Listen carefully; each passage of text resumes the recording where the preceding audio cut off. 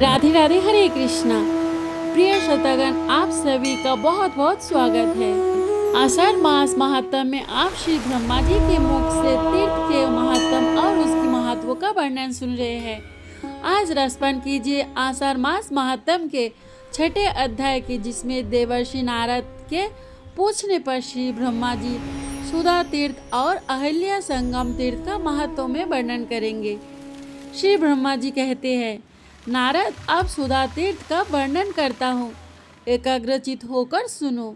यह परम पूज्य तीर्थ मनुष्यों की समस्त कामनाओं को पूर्ण करने वाला है। पूर्व काल में कर्म नाम से एक स्थित महर्षि हुए, विविधताओं में श्रेष्ठ और तपस्वी थे। महर्षि कर्म भूख से पीड़ित होकर निष्काम आश्रम में घुमा करते थे। एक दिन वे गौतम के पवित्र आश्रम में आए। वह आश्रम अन्न और जल से संपूर्ण था। अपने को सुधा से पीड़ित अर्थात भूख से पीड़ित और गौतम को वैभवशाली देखकर कारण का माँ व्यक्ति से भर गया। सोने लगे, गौतम भी एक श्रेष्ठ ब्राह्मण है और मैं भी उन्हीं की भांति तपस्वी हूँ। बार बार बोले, पास याचना करना कदापि उचित नहीं है। अतः यद्यपि मैं भूख से व्याकुल हूँ और मेरे शरीर में पीड़ा भी हो रही है, फिर भी गौतम के घर में भोजन नहीं करूँगा। इस समय गौतमी गंगा तट पर चालू और वही उन्हें से संपत्ति मांगू, ऐसा निश्चय करके महर्षि कान परम पावन गंगा जी के तट पर गए और स्नान करके पवित्र और सन्नचित होकर कुशल पर बैठकर गौतमी गंगा तथा सुधा देवी की स्तुति करने लगे। कर्म बोले, भारी पीड़ाओं को हरने वाली भगवती गंगा, तुम्हें नमस्कार है, तथा सभी लोगों को पीड़ा देने वाली सुधा देवी, तुमको भी नमस्कार है। महादेव जी की जटा से प्रकट हुई कल्याण मैं गौतमी, तुम्हें नमस्कार है, तथा महामृत्यु के मुख से निकली हुई सुधा देवी, तुम्हें भी नमस्कार है। देवी, तुम ही पूर्ण आत्माओं के लिए शांति रूपम, अधूरा आत्माओं के लिए क्रोध स्वरूप हो। नदी के रूप से सबके पाप काट कर लेती हो और सुधा रूप से आकार सबको पाप तप देते रहती हो। कल्याणकारी ने देवी, तुम्हें नमस्कार करने के इस प्रकार स्तुति करने पर उनके सामने दो रूप प्रकट हुए। एक तो गंगा का मनोहर स्वरूप और दूसरी सुधा की भयानक मूर्ति। विश्वश्रेष्ठ कर्म ने पूर्ण सरोवर कर नमस्कार करते हुए कहा, देवी गोदावरी, तुम संपूर्ण मंगलों के लिए भी मंगलमय हो।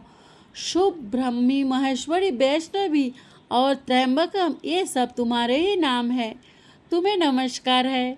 भगवान त्रैंबकम की जटा से प्रकट होकर महर्षि गौतम का पाप नष्ट करने वाली गोदावरी, तुम 7 धराओं में विभक्त होकर समुद्र में मिलती हो, तुम्हें नमस्कार। दोनों ही बहुत प्रसन्न हुई। सुब्रत, तुम मन वांछित वरदान को तप कर्म और गंगा जी को प्रणाम करके कहा, देवी, मुझे माँ के अनुकूल भोग, वैभव, आयु, धन और मोक्ष प्रदान कीजिए। गंगा जी से ऐसा कहकर वृषश्रेष्ठ कर्म ने सुधा देवी से कहा, सुधीर, तुम तृष्णा और दरिद्रता रूपिणी अत्यंत पापी तथाक्ष स्वभाव वाली हो। मेरे अथवा मेरे वंशजों के यहाँ तुम कभी मत रहना। जो सुधाकर मनुष्य इस स्रोत से तुम्हारी स्तुति करे, उनके दुख और दरिद्रता का नाश हो जाए। जो लोग इस परमश पूर्णिमा में तीर्थ में भक्ति पूर्वक स्नान, दान और जप आदि करे, विधान संपत्ति का भाग हो जाए। जो तीर्थ अथवा अपने घर में स्तोत्र का पाठ करे, उसे दरिद्रता और दुख कभी भी ना हो। वस्तु कहकर गंगा और सुधा दोनों अपने अपने स्थान को चली गई। तब से उसे तीर्थ के 3 नाम हो गए, कब तीर्थ, गंगा तीर्थ और शुद्ध। नारद व्यतीत सभी पापों को दूर करने वाला और पितरों को प्रसन्नता को बढ़ाने वाला गोदावरी में अहिल्या संगम नामक एक तीर्थ है, जो तीनों लोकों को पवित्र करने वाला है। मैंने अत्यंत कौतूहलवश कुछ सुंदरी कन्याओं की सृष्टि की। उनमें से एक कन्या सबसे श्रेष्ठ और उत्तम लक्षणों से युक्त थी। उसके सब अंग बड़े मनोहर तथा रूप और गुण से संपन्न थे।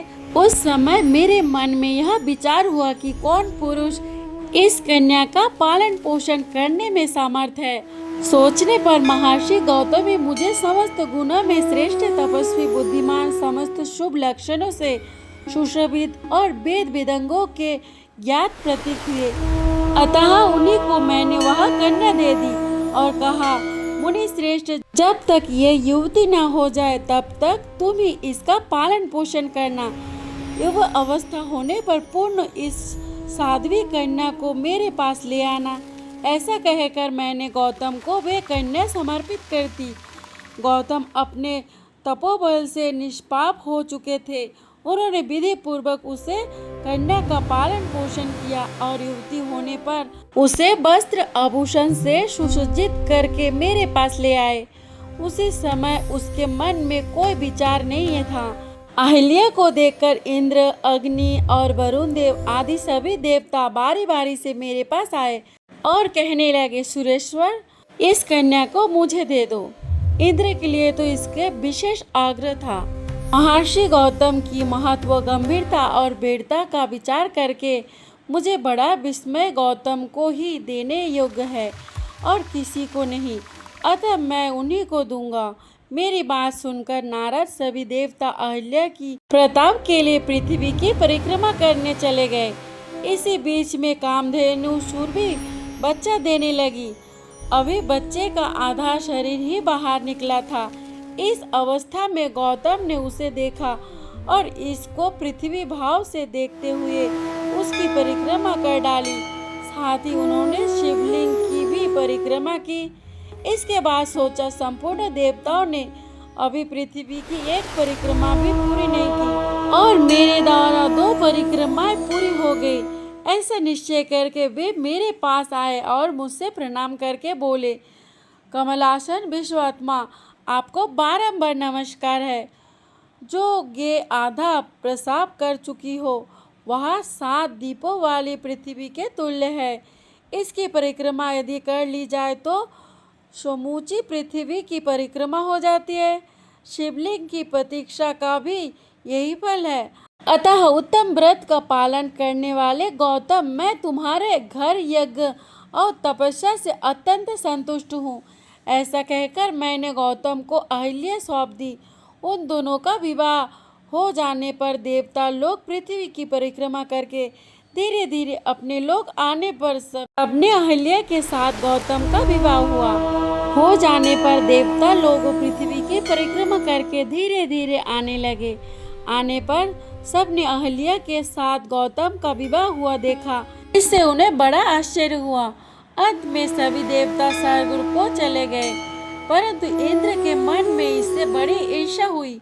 मैंने प्रश्न होकर महात्मा गौतम को रहने के लिए ब्रह्मगिरि प्रदान किया, जो परम पवित्र, समस्त अभिलक्षित वस्तुओं को देने वाला तथा मंगलमय श्रेष्ठ गौतम स्वर्ग में भी गौतम की पवित्र कथा सुनी। यहाँ मुनि को उनके आश्रम को और उनकी सुंदर पत्नी को देखने के लिए वे ब्राह्मण का वेश धारण करके आए।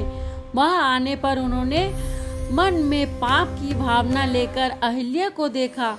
उसे समय वे अपने आप को भी भूल गए, देश काल की भी शुद्ध नहीं रही और ऋषि के श्राप का भय भी उन्होंने भुला दिया। उनका हृदय में काम के वशीभूत हो रहा था। एक समय महर्षि गौतम मध्याह्न से पहले की क्रिया समाप्त करके शिष्यों के साथ बाहर गए। उसी समय उचित अवसर जानकर देवराज इंद्र ने अपनी मन के अनुकूल कार्य किया। गौतम का रूप धारण करके आश्रम में आए और सर्वं सुंदरी अहिल्या से बोले, प्रिय, मैं तुम्हारे गुना से आकृष्ट हूँ। तुम्हारे रूप का स्मरण करके मेरा मन विचलित हो गया है। अहिल्या ने उन्हें गौतम ही समझने में बिल्कुल भी नहीं आई। वह इंद्र के साथ पूर्वक भ्रमण करने लगी। इतने में ही महर्षि गौतम पुनः अपने शिष्यों के साथ वापस लौट आए। प्रतिदिन का ऐसा नियम था कि जब भी वह आश्रम में आते तब वह वादिनी अहिल्या आगे बढ़कर उनका स्वागत करती, प्रिय लगने वाली बातें करती और अपने सद्गुणों से उन्हें संतुष्ट करती थी। उसे दीनदार पर अहिल्या को ना देखकर परम बुद्धिमान गौतम को ऐसा मन पड़ा मानो कोई बड़ी अद्भुत बात हो गई। श्रेष्ठ गौतम द्वारा खड़े हैं। सभी लोग उनकी ओर देख रहे हैं। अग्निहोत्र और शाला के रक्षक तथा घर में कामकाज करने वाले अनुचर उन्हें देखकर बड़े विस्मित में पड़े कि आप अनेक रूप धारण करके भी चलते हैं। यह बात सुनते ही गौतम के मन में बड़ा आश्चर्य हुआ कि आश्रम के भीतर कौन आ गया है। उन्होंने पुकार, प्रिया, आज तुम मुझे बोलती क्यों नहीं? महर्षि का वचन सुनकर अहिल्या ने उसे जड़ से कहा, अरे तू कौन है जो मुनि का रूप धारण करके तूने मेरे साथ ही पाप कर्म किया है? ऐसा कहते हुए वह भय के मारे शरीर से उठकर सरस खड़ी हो गई। पापाचारी इंद्र भी मुनि के भय से भोला बन गया। अहिल्या थर थर काँप रही थी। उसके वेशभूषा बिगड़ चुके थे। अपनी प्यारी पत्नी को कलंकित हुए देख महर्षि ने क्रोध में आकर कहा, तुमने यह दुस्साहस कैसे किया? उनके इस प्रकार पूछने पर देवी अहिल्या ने लाजवाज कोई उत्तर नहीं दिया। तब मुनि की खोज करने लगे। इतने में उसे बुलाया, पर उनकी दृष्टि पड़ी, झूठ बोलेगा, मैं तुझे अभी भस्म कर दूंगा। इंद्र हाथ जोड़कर खड़ा हो गया और बोला, हे तपोधन, मैं शशि का स्वामी इंद्र हूँ। मुझसे यह पाप हो गया है। मैंने जो कुछ कहा वह सत्य है। ब्राह्मण कामदेव के बड़े से जिनका हृदय विदीन हो चुका है, वे कौन सा दुष्कर्म नहीं करते। आप तो करुणा के सागर है। मुझ जैसे पापी को क्षमा करे। साधु पुरुष अपराधी पर भी कठोरता नहीं दिखाते। इंद्र की बात सुनकर गौतम बोले, इंद्र, तूने कंस होकर यह पाप कर्म किया है, अतः तेरे शरीर में योनि के शस्त्र चिन्ह हो जाएंगे। इसके बाद मुनि ने अहिल्या से भी कुपित होकर कहा, तू तो खुद ही नदी हो जा। मन से भी दूसरे पुरुष की कामना करती है। आप कृपा करके मेरी बातों पे ध्यान दीजिए। यह इंद्र आपका रूप धारण करके ही मेरे पास आया था। यह सभी लोग इस बात के साक्षी है। रक्षों ने कहा, ऐसे ही बात है, अहिल्या ठीक कर रही है। मुनि ने भी ध्यान के द्वारा सच्ची बात को जान लिया। शांत होकर अपनी पतिव्रता पत्नी से कहा, कल्याणी नदी होने पर जब तुम सरिताओं में श्रेष्ठ गौतमी गंगा से मिलोगी, उसी समय पूर्ण अपने स्वरूप को प्राप्त करोगी। महर्षि का वचन सुनकर पतिव्रता अहिल्या ने वैसा ही किया। गौतमी गंगा से मिलने पर पुनः उसका वही स्वरूप हो गया जैसा मुनि ने बताया था। तत्पश्चात देवव्रत इंद्र ने हाथ जोड़कर महर्षि गौतम से कहा, मनुष्यता अपने घर पर आए हुए उस पापिष्ट की रक्षा कीजिए। ऐसा कहकर इंद्र उनके चरणों में गिर पड़े। यह देखकर महर्षि ने कृपा पूर्वक कहा, पुरंदर, तुम्हारा कल्याण हो। तुम गोदावरी के तट पर जाओ और उसमें स्नान करो। इससे तुम्हारे ही सारे पाप क्षण भर में धुल जाएंगे।